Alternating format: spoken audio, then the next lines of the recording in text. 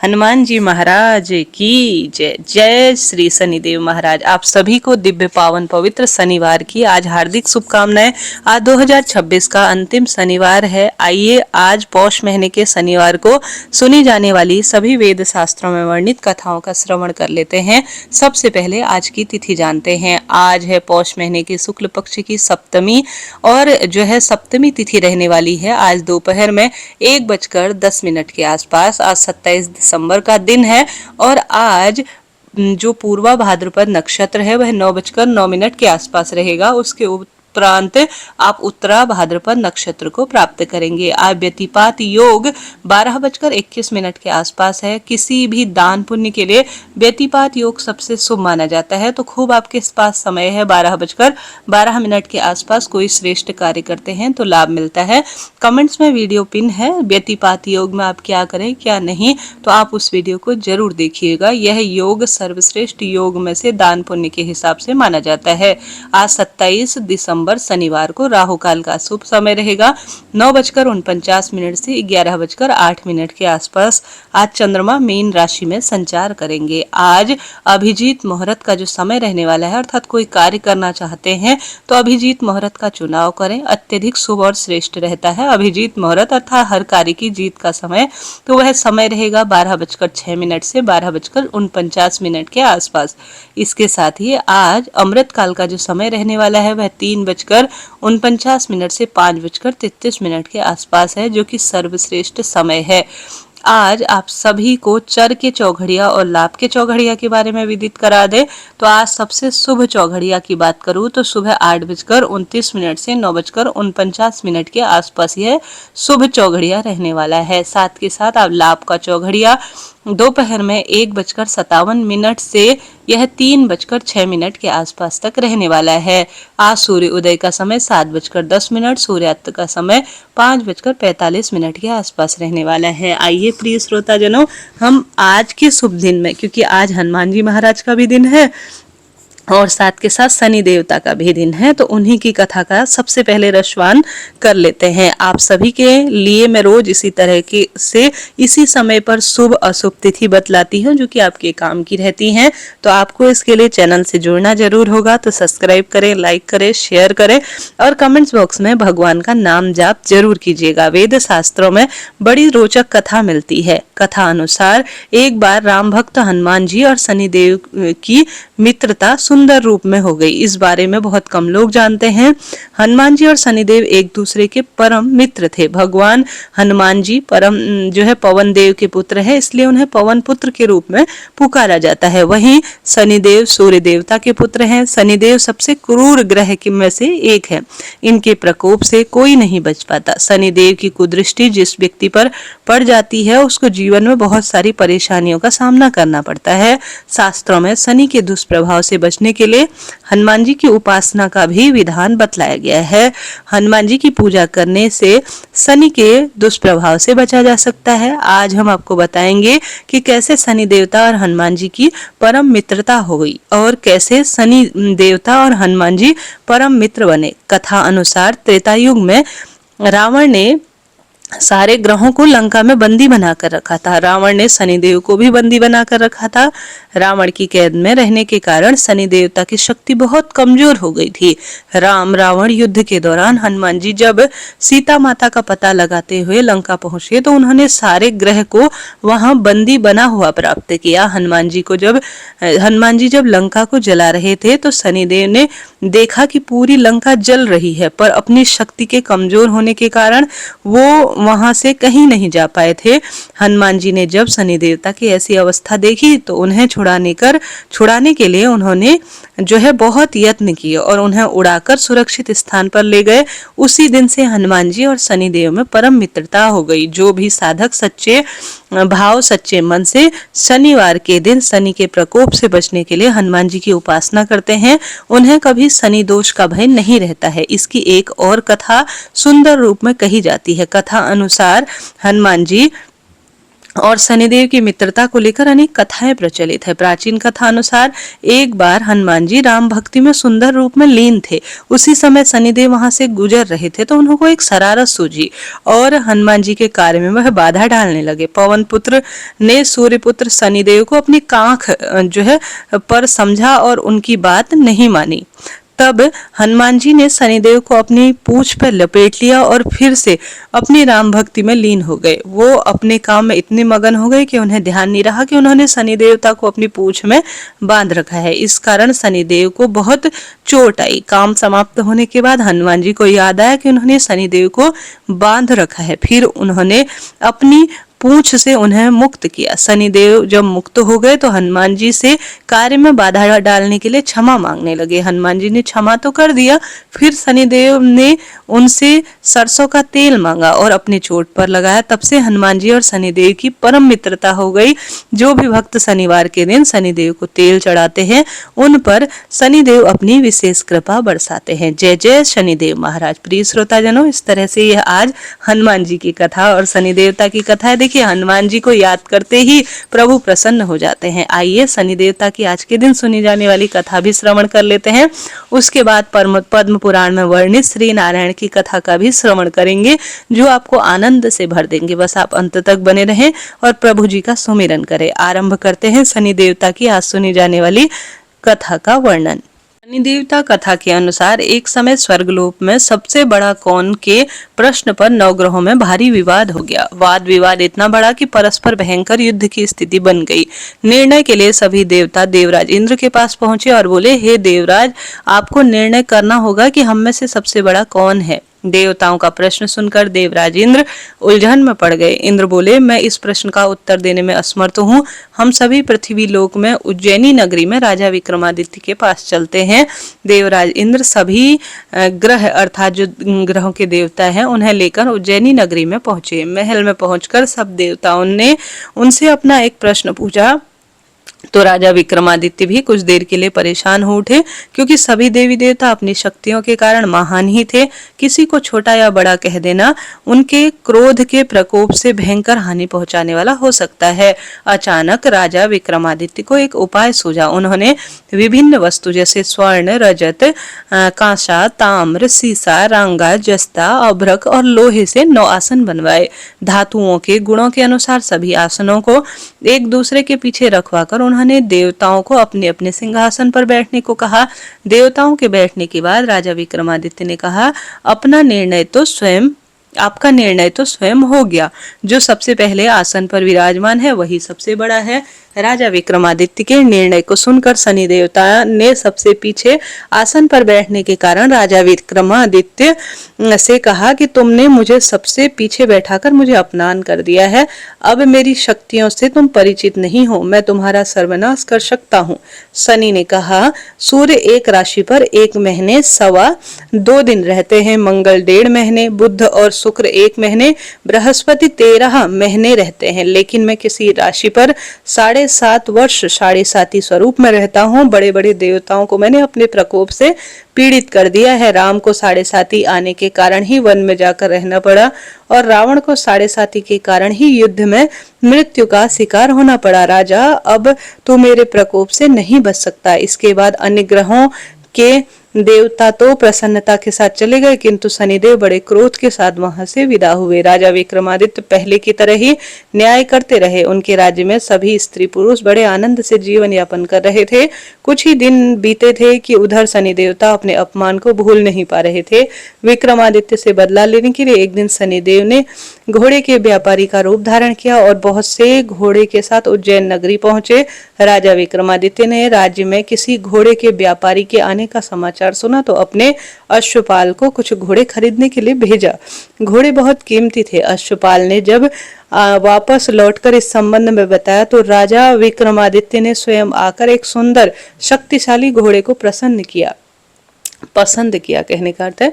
घोड़े की चाल देखकर राजा उस घोड़े पर सवार हुए तो वह घोड़ा बिजली की गति से दौड़ पड़ा। तेजी से दौड़ता राजा को वह जंगल में ले गया और फिर राजा को वहां गिराकर जंगल में गायब हो गया। राजा अपने नगर को लौटने के लिए जंगल में भटका, लेकिन उन्हें लौटने का कोई रास्ता नहीं मिला। राजा को बड़ी भूख प्यास लगाई। बहुत घूमने पर उसे एक चरवाहा मिला। राजा ने उससे पानी मांगा। पानी पीकर राजा ने उसे चरवाहे को अपनी अंगूठी दे दी। फिर उसने रास्ता पूछकर वह जंगल में निकल गया और पास के नगर में पहुंचा। राजा ने एक सेठ की सुंदर सी दुकान पर बैठकर कुछ देर आराम किया।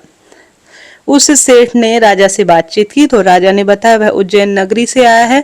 राजा ने कुछ देर दुकान पर बैठने से सेठ जी की खूब आज बिक्री हो गई। सेठ ने राजा को बहुत भाग्यवान समझा और खुश होकर उससे अपने घर भोजन कराने के लिए ले गया। सेठ के घर में सोने का हार खुटी पर टंगा हुआ था। राजा ने उसे कमरे को छोड़कर सेठ कुछ देर के लिए बाहर गया।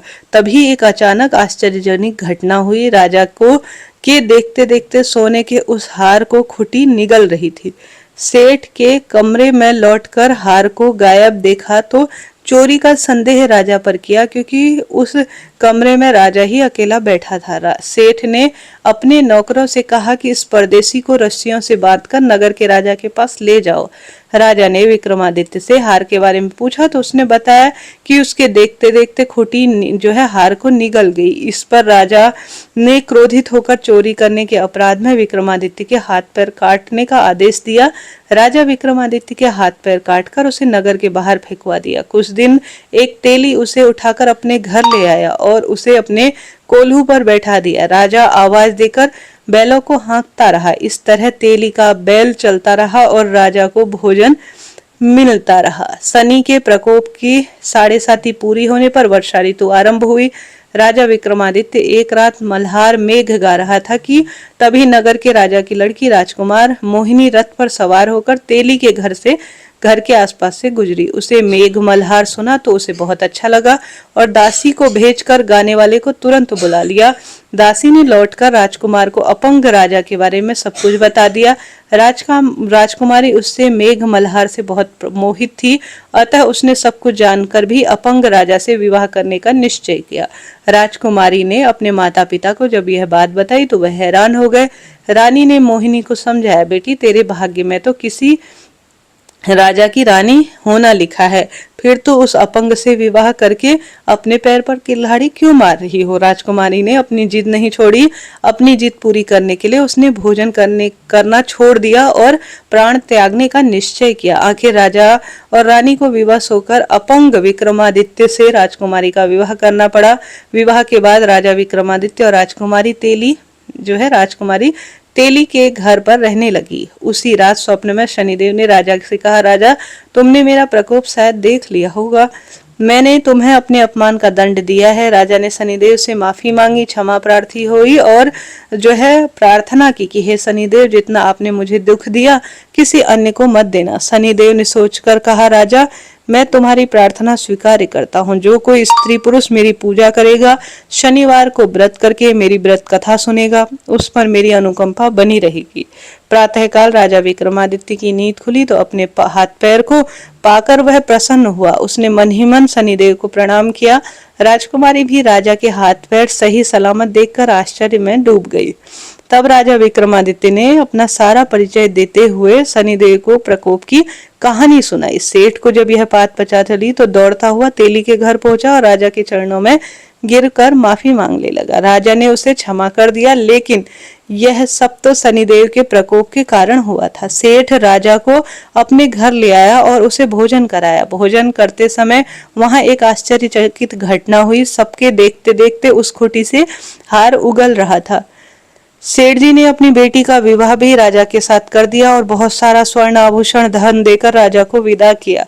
राजा विक्रमादित्य राजकुमारी मोहिनी और सेठ की बेटी के साथ उज्जैनी पहुंचे तो नगरवासियों ने हर्ष उल्लास से उनका स्वागत किया।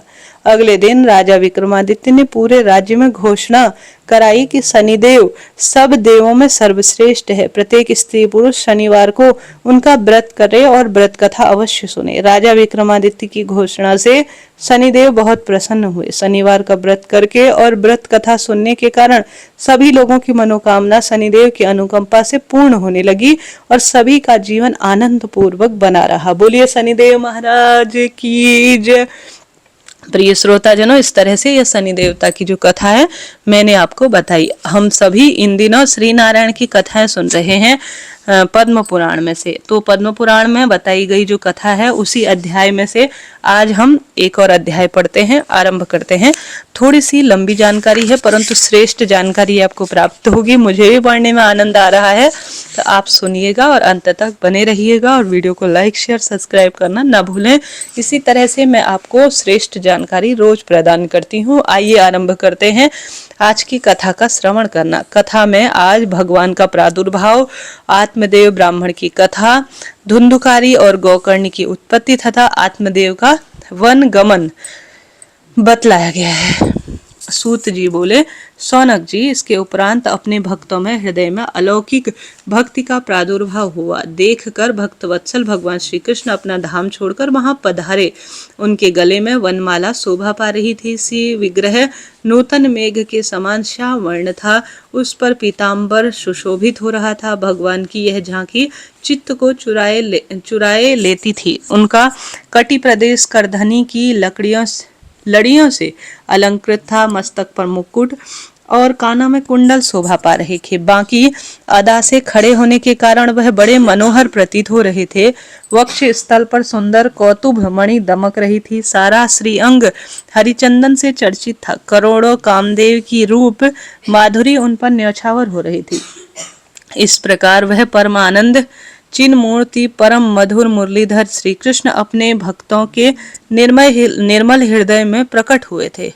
बैकुंठ गोलोक में निवास करने वाले जो अद्भुत आदि वैष्णव थे वह कथा सुनने के लिए गुप्त रूप से वहां उपस्थित थे। भगवान के पधारते ही वहां चारों ओर जय जयकार ध्वनि होने लगी। उन सब भक्ति रस का अलौकिक प्रभाव उस स्थान पर बहने लगा। अबीर और गुलाल के साथ ही फूलों की वर्षा होने लगी।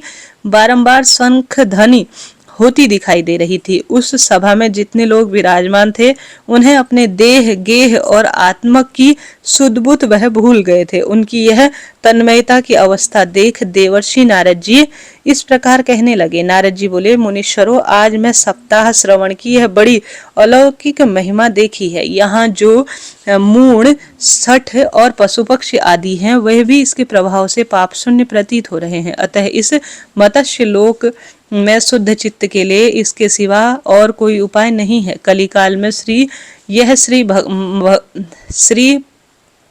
मद भगवत गीता की कथा ही पाप राशि का विनाश करने वाली है। इस कथा के समान पृथ्वी पर कोई साधन नहीं है। अच्छा, अब मुझे यह बताइए कि इस कथा अमृत सप्ताह में संसार में कौन कौन लोग शुद्ध हुए हैं। मुनीश्वर, आप लोग बड़े दयालु हैं। आप लोगों ने लोकहित का विचार करके यह बिल्कुल निराला मार्ग निकाला है। सनकादि ने कहा, देवर्षि, जो लोग सदा ही भांति भांति के पाप करते हैं, दुराचार में व्यस्त होते हैं, शास्त्र विरुद्ध मार्ग से चलते तथा जो क्रोध अग्नि से जलने वाले कुटिल और कामी हैं, वह भी कलिकाल में सप्ताह यज्ञ से पवित्र हो जाते हैं। जो सत्य से हीन, पिता माता की निंदा करने वाले, तृष्णा से व्याकुल, आश्रम धर्म से रहित, दंभी, दूसरों के डाह करने वाले और प्राणियों में हिंसा करने वाले, वह भी कलयुग में सप्ताह यज्ञ से पवित्र हो जाते हैं। जो मदिरापान, ब्रह्म हत्या, स्वर्ण की चोरी, गुरु पत्नी गमन और विश्वासघात, यह 5 भयंकर पाप करने वाले हैं। छल और प्रवृत्ति में रहते हैं। क्रूर पिशाचों के समान निर्दयी, ब्राह्मणों के धन से पुष्ट होने वाले और व्याधिचारी है, वह भी कलयुग में सप्ताह यज्ञ से पवित्र हो जाते हैं। जो हठ पूर्वक मन, वाणी और शरीर के द्वारा सदा पाप करते रहते हैं, दूसरों के धन से पुष्ट होते हैं, मलिन शरीर तथा खोटे हृदय वाले हैं, वह भी कलयुग में सप्ताह यज्ञ से पवित्र हो जाते हैं। नारद जी, इस विषय में अब हम तुम्हें एक प्राचीन कथा सुनाते हैं, प्राचीन इतिहास कथा सुनाते हैं, जिसमें श्रवण मात्र से पापों का नाश हो जाता है। पूर्व काल की बात है। तुंगभद्रा नदी के तट पर एक उत्तम नगर बसा हुआ था। वहां सभी वर्णों के लोग अपने अपने धर्मों का अनुसरण करते थे और सत्य और सत्कर्म में लगे रहते थे। उस नगर में आत्मदेव नाम का एक ब्राह्मण रहता था, जो समस्त वेदों का विशेषज्ञ और स्रोत स्मार्थ कर्मों में प्रवीण था। वह ब्राह्मण द्वितीय सूर्य की भांति तेजस्वी जान पड़ता था। यद्यपि वह भिक्षा से ही जीवन निर्वाह करता था तो भी लोक में धनवान समझा जाता था। उसकी स्त्री का नाम धुंधुली था। वह सुंदर तो थी, अच्छे कुल में भी उत्पन्न हुई थी, फिर भी स्वभाव की बड़ी हठीली थी। सदा अपने में ही टेक रखती थी, हमेशा दूसरे लोगों की चर्चा किया करती थी। उसमें क्रूरता भी थी और वह प्रायः बहुत बकवाद किया करती थी, परंतु घर का कामकाज करने में बड़ी बहादुर थी। कंजूस भी कम नहीं थी। कलंक का तो उसे व्यसन सा हो गया था कलह का तो उसे व्यसन सा हो गया था। वह दोनों पति पत्नी बड़े प्रेम से रहते थे, फिर भी उन्हें कोई संतान नहीं थी। इस कारण धन भोग सामग्री तथा घर आदि कोई भी वस्तु से सुखद नहीं जान पड़ती थी। कुछ काल के पश्चात उसे संतान प्राप्ति के लिए धर्म का अनुष्ठान आरंभ कर दिया। वह दिनों को सदा गौ भूमि स्वर्ण और वस्त्र दान करने लगी। उसने अपना धन का आधा भाग धर्म कर्म और परोपकार मार्ग में खर्च किया, तो भी उसके न तो कोई पुत्र हुआ न पुत्री, जिससे ब्राह्मण को बड़ी चिंता हुई। वह आकुल हो उठा और एक दिन अत्यंत दुख के कारण घर छोड़कर वन में चला गया। वहां दोपहर के समय उसे प्यास लगी, लेकिन इसलिए वह एक पोखरे के किनारे गया, वहां जल पीकर बैठ गया। संतानहीनता के दुख से उसका शरीर सूख रहा था। उसके बैठने के 2 ही घड़ी बाद एक सन्यासी वहां आए। उन्होंने भी पोखर में से जल पिया। ब्राह्मण ने देखा वह जल पी चुके हैं तो वह उनके पास गया और चरणों में मस्तक झुकाकर जोर जोर से सांस लेता हुआ उनके सामने खड़ा हो गया। सन्यासी ने पूछा, ब्राह्मण, तुम रोते कैसे हो? तुम्हें क्या भारी चिंता सता रही है? तुम शीघ्र ही मुझसे अपने दुख का कारण बताओ। ब्राह्मण ने कहा, मुनि, मैं अपना दुख क्या कहूँ? यह सब मेरे पूर्व पापों का संचित फल है। मेरे कोई संतान नहीं है, इससे मेरे पितृ भी दुखी हैं। मेरे पूर्वज मेरी दी हुई अंजलि को जब पीने लगते हैं तो वह उस समय चिंताजनक सांसों से कुछ गर्म हो जाते हैं। ब्राह्मण और देवता भी मेरी दी हुई वस्तु को प्रसन्नता पूर्वक नहीं लेते। संतान के दुख से मेरा संसार सूना हो गया है, अतः अब मैं वहां अपने प्राण यहाँ त्यागने के लिए आया हूँ। संतानहीनता पुरुष के जीवन का धिक्कार करने योग्य है। घर में कोई संतान नहीं हो, बाल बच्चे न हो तो घर भी धिक्कार देने योग्य हो जाता है। निसंतान पुरुष के धन को भी धिक्कार है तथा संतानहीन कुल भी धिक्कार के योग्य है। मैं अपने दुर्भाग्य को कहाँ तक बताऊं? जिस गाय को पालता हूँ वह सर्वथा बंध्या हो जाती है। मैं जिसको रोपता हूँ उस वृक्ष में कभी फल नहीं लगते। इतना ही नहीं, मेरे घर के बाहर फल आता है वह भी शीघ्र ही सूख जाता है। अब मैं ऐसा अभागा और निसंतान हो गया हूँ तो इस जीवन को रखने का क्या लाभ है? यूं कहकर वह ब्राह्मण दुख से व्यथित हो उठा और उन सन्यासी बाबा के पास फूट फूट कर रोने लगा। सन्यासी के हृदय में बड़ी करुणा भर आई। वे योगी भी थे। उन्होंने ब्राह्मण के ललाट पर लिखे हुए विधाता के अक्षरों को पढ़ा और सब जानकर विस्तार पूर्वक कहना आरंभ किया। सन्यासी ने कहा, ब्राह्मण सुनो, मैंने इस समय तुम्हारा प्रारब्ध देखा है, जिससे जान पड़ता है कि 7 जन्मों तक तुम्हारे कोई संतान किसी प्रकार नहीं हो सकती। अतः संतान का मोह छोड़ दो, क्योंकि यह महान अज्ञान है। देखो, कर्म की गति बड़ी प्रबल है, अतः विवेक का आश्रय लेकर संसार की वासना त्याग दो। अजी पूर्व काल में संतान के कारण राजा सगर और अंग का दुख भोगना पड़ा, इसलिए अब तुम कुटुंबी आशा छोड़ दो। त्याग में ही सबका सुख है। ब्राह्मण बोला, बाबा, विवेक से क्या होगा? मुझे तो जैसे बने वैसे पुत्र दे दीजिए, नहीं तो मैं शोक से मूर्छित होकर आपके सामने प्राण त्याग दूंगा। पुत्र आदि के सुख से हीन यह संसार तो सर्वथा निरस ही है। संसार में पुत्र पौत्रों से भरा हुआ गृहस्थ आश्रम ही सरस है। ब्राह्मण के यह आग्रह देखकर उन तपोधन ने कहा, देखो, विधाता के लेख को मिटाने का हट करने से राजा चित्रकेतु को कष्ट भोगना पड़ा, अतः देव ने उसके पुरुषार्थ को कुचल दिया। ऐसे पुरुष के समान तुम्हें पुत्र से सुख नहीं मिलेगा। फिर भी तुम हट करते हो जा रहे हो।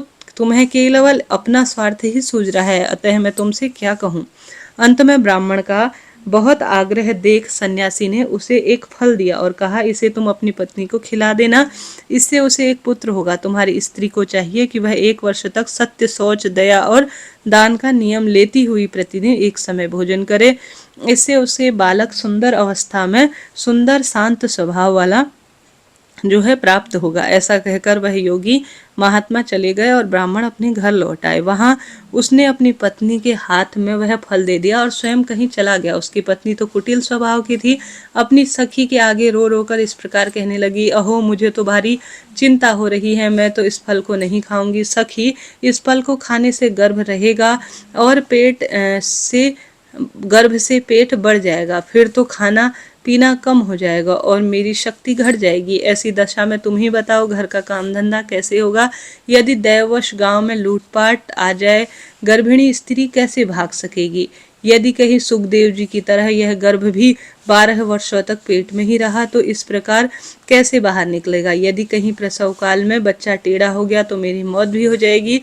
बच्चा पैदा होते ही समय बड़ी असहाय पीड़ा होती है, मैं सकुमारी स्त्री भला उसे कैसे सहूंगी। गर्भवती अवस्था में जब शरीर भारी हो जाएगा और चलने में आलस आएगा, उस समय मेरी नंद रानी आकर घर का सारा काम जो है जो घर का काम करेगी तो सारा माल ताल भी उड़ा ले जाएगी। और यह सत्य सोच का नियम पालन तो मेरे लिए बहुत कठिन दिखाई दे रहा है। जिस स्त्री के संतान होती है उसे बच्चे के लालन पालन में भी कष्ट भोगना पड़ता है। मैं तो समझती हूँ बांझ अथवा विधवा स्त्री ही अत्यधिक सुखी है। नारद जी इस प्रकार कुतर्क करने पर ब्राह्मणी ने फल नहीं खाया। जब पति ने पूछा तुमने फल खाया तो उसने कह दिया हाँ, झूठ से ही खा लिया। एक दिन उसकी बहन अपने आप ही उस घर पर आई। धुंधुली ने उसके आगे अपना सारा बात वृतांत रूप में सुना दिया। बहन बोली, मुझे इस बात की बड़ी चिंता है कि संतान न होने पर मैं पति को क्या उत्तर दूंगी। इस दुख के कारण मैं दिनों दिन दुबली होती जा रही हूँ, बताओ मैं क्या करूँ। तब उसने कहा, दीदी मेरे पेट में बच्चा है, प्रसव होने पर वह बालक मैं आपको दे दूंगी। जब तक तुम गर्भवती स्त्री की भांति घर में छिपकर मौज से रहो, तुम मेरे पति को धन दे देना, इतने में वह तुम्हें मैं दे दूंगी। तब लोगों में इस बात का प्रचार कर देंगे कि मेरा बच्चा 6 महीने का होकर मर गया। मैं प्रतिदिन तुम्हारे घर में आकर बच्चे का पालन पोषण करती रहूंगी। तुम इस समय परीक्षा लेने के लिए यह फल गौ को खिला दो। उस समय ब्राह्मणी ने स्त्री स्वभाव के कारण वह सब कुछ वैसे ही किया। इसके उपरांत समय आने पर उसकी बहन को बच्चा हो गया। बच्चे के पिता ने बालक को लाकर एकांत में धुंधुली को दे दिया। उसने अपने स्वामी को सूचना दी कि मेरे बच्चा पैदा हो गया और कोई कष्ट नहीं हुआ। आत्मदेव ने पुत्र होने से लोगों में बड़ी प्रसन्नता हुई। ब्राह्मण ने बालक का जात कर्म संस्कार कर कर ब्राह्मणों को दान दे दिया। इसके दरवाजे पर गाना बजाना आदि नाना प्रकार के मांगलिक उत्सव होने लगे। धुंधुली ने स्वामी से कहा, मेरे स्तनों में दूध नहीं है, फिर गाय भैंस आदि जीवों के दूध में बालक का पोषण कैसे करूंगी। मेरी बहन को बच्चा हुआ है किंतु वह मर गया है, अतः उसी को बुलाकर घर में रखिए, वही आपके बालक का पालन पोषण करेंगी। उसके पति ने उसके पुत्र की जीवन रक्षा के लिए सब कुछ किया जैसा उसने कहा। माता ने उसका नाम धुंधुकारी रखा। इसके उपरांत 3 महीने बीत गए। ब्राह्मण की गौ ने भी एक बालक को जन्म दिया जो सर्वांगिक सुंदर, दिव्य, निर्मल और सुवर्ण कांति का था। उसे देखकर ब्राह्मण देवता को बड़ी प्रसन्नता हुई और उसने स्वयं ही बालक के सब संस्कार किए। यह आश्चर्यजनक समाचार सुनकर सब लोग उसे देखने के लिए आए और आपस में कहने लगे, देखो इस समय आत्मदेव का कैसा भाग्य उदय हुआ है। कितने आश्चर्य की बात है कि गाय के पेट से भी देवता के समान रूप वाला बालक उत्पन्न हुआ है, किंतु दैव योग से किसी को भी इस गुप्त रहस्य का पता नहीं था। उस बालक के कान गौ के समान थे। यह देखकर आत्मदेव ने उसका नाम गोकर्ण रख दिया। कुछ काल बीत जाने के बाद दोनों बालक जवान हो गए। उन्हें गोकर्ण को पंडित और ज्ञानी हुआ, किंतु धुंधकारी महादुष्ट निकला। स्नान और शौचाचार का तो उसका नाम भी नहीं था। वह जो है अभक्ष भक्षण करता, क्रोध में भरा रहता और बुरी बुरी वस्तुओं का संग्रह करता। भोजन तो वह सबके हाथ का कर लेता, चोरी करता, सब लोगों से द्वेष बढ़ाता, दूसरों के घरों में आग लगा देता और खिलाने के बहाने छोटे बच्चों को पकड़कर कुएं में फेंक देता। जीवों की हिंसा करने का उसका स्वभाव हो गया। हमेशा हथियार लिए रहता और दीन दुखियों और अंधों को कष्ट पहुंचाता था। चांडालों के साथ उसका खूब मेल जोल था। वह प्रतिदिन हाथ में फंदा लिए कुत्तों की टोली के साथ शिकार करने के लिए घूमता। उसके वैश्याओं के कुसंगत में पड़कर पितरों का सारा धन नष्ट कर दिया। एक दिन तो माता पिता को खूब पीटकर उसने घर के सारे बर्तन भी फाड़ फोड़ डाले। इस प्रकार धनहीन हो जाने के कारण बेचारा बाप फूट फूट कर रोने लगा। वह बोला, इस प्रकार पुत्रवान होने से तो बढ़िया है कि मैं कुपुत्र ही ठीक था। कुपुत्र बड़ा ही दुखदाई होता है। अब मैं कहाँ जाऊं, किससे कहूं, मेरा दुख कौन दूर करेगा। मुझ पर भारी कष्ट आ गया है। अब तो इस दुख से अपना प्राण त्याग दूंगा। इस प्रकार ज्ञानवान गोकर्ण वहां आए और वैराग्य का महत्व बताते हुए पिता को समझाने लगे। पिताजी, इस संसार में कुछ भी सार नहीं है, दुख का स्वरूप है। यह जीवों को मोह में डालने वाला है। भला यहाँ कौन किसका पुत्र है और कौन किसका धन है। जो इसके आसक्त होता है उसे ही रात दिन जलना पड़ता है। इंद्र तथा चक्रवर्ती राजाओं को भी कोई सुख नहीं है। सुख तो बस एकांतवासी वैराग्यवान मुनि को है। संतान के प्रति जो आपकी ममता है वह महान अज्ञान है। इसे छोड़िए। मोह में फंसने से मनुष्य को नरक में जाना पड़ता है। औरों की बात ही क्या है, आपका यह प्रिय शरीर भी एक एक करके नष्ट हो जाएगा, आपको छोड़कर चल देगा। इसलिए आप अभी से सब कुछ छोड़कर वन में चले जाइए। गोकर्ण की बात सुनकर उसके पिता आत्मदेव वन में जाने के लिए उद्धृत होकर बोले, तात मुझे वन में रहकर क्या करना चाहिए, विस्तार पूर्वक बड़ा बताओ। मैं बड़ा सठ हूँ। अब तक कर्मवश स्नेह में बंधकर मैं अपंग की भांति इस ग्रह रूपी अंधेरे कुएं में पड़ा हूँ। दयानिधि, तुम निश्चय ही मेरा उद्धार करो। तब गोकर्ण ने कहा, पिताजी, हड्डी मांस और रक्त की पिंड रूप इस शरीर में आप मैं पन का अभिमान छोड़ दीजिए और स्त्री पुरुष आदि में यह मेरे हैं, इस भाव को सदा के लिए त्याग दीजिए। इस संसार को निरंतर क्षण भंगुर देखिए और एकमात्र वैराग्य रस से रसिक होकर भगवान के भजन में लग जाइए। सदा भगवत जन रूप दिव्य आत्मा का आश्रय लीजिए। सकाम भाव से किए हुए अलौकिक धर्म को छोड़िए। साधु पुरुषों की सेवा कीजिए। भोगों की तृष्णा को त्याग दीजिए तथा दूसरों के गुण दोष पर विचार करना छोड़कर निरंतर भगवत सेवा तथा भगवत कथा के रस का पान कीजिए। इस प्रकार पुत्र के कहने पर आत्मदेव 60 वर्ष की अवस्था में बीत जाने के बाद घर छोड़कर स्थिर चित्त से वन की ओर चले गए और वहां प्रतिदिन भगवान श्रीहरि की परिचर्या करते हुए नियम पूर्वक 10वें स्कंद का पाठ करके उन्होंने भगवान श्री कृष्ण को प्राप्त कर लिया। प्रभुजनों, इस तरह से यह आज की जो भागवत कथा है, जो सुंदर रूप में पद्म पुराण के उत्तरखंड में बताई गई है, मैंने आपको सुनाई। आपने सुना आज का अध्याय आपका। अब पौष महीने का आगे का अध्याय हम कल श्रवण करेंगे। आज के लिए इतना ही। हरे कृष्णा हरे रामा। जरा सा भी आपको दिव्य कथाओं के श्रवण में आनंद आया हो तो आप भी कमेंट्स बॉक्स में राधे राधे जरूर लिखें।